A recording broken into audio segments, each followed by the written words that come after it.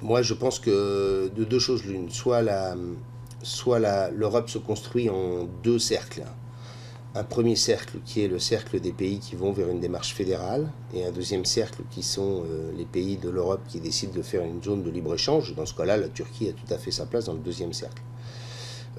Tant qu'on est dans une situation intermédiaire, où on n'a toujours pas vu, faute d'initiative politique, faute d'ambition européenne, des perspectives de l'Europe, moi je suis défavorable à l'entrée de la Turquie au sein de l'Union européenne. Je pense que l'Europe doit se fixer des frontières. Dès lors qu'on a une démarche politique, dès lors qu'on considère que l'Europe, ça n'est pas un moulin où tout le monde peut y rentrer, on doit y fixer des frontières. Et pour moi, il y a des frontières naturelles qui sont celles du continent européen.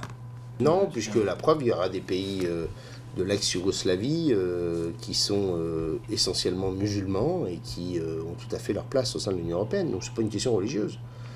C'est simplement que si vous intégrez la Turquie, pourquoi ne pas intégrer les pays du Maghreb? Pourquoi ne pas intégrer, de faire de l'Europe une espèce d'immense champ et d'espace économique? Pour moi, c'est un champ. La construction européenne, c'est la construction d'une conscience politique devant amener à partir d'une identité européenne à une construction fédérale de l'Europe. Heureusement qu'il y a un nouvel élan, mais ce nouvel élan n'empêche pas que, grosso modo, je pense que les Turcs eux-mêmes ont fait leur deuil de cette idée-là. Et je suis même convaincu qu'ils n'y sont pas, au fond, aussi favorables qu'on ne le dit.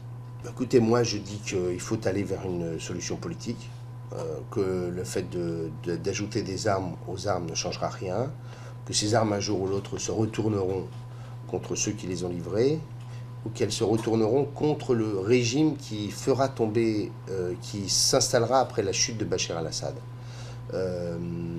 Parce que quand vous aurez mis dans les mains des islamistes ces armes, qu'un gouvernement provisoire sera nommé, rien ne les empêchera de continuer le combat contre le nouveau régime qui sera installé. Donc je pense que c'est un mauvais calcul.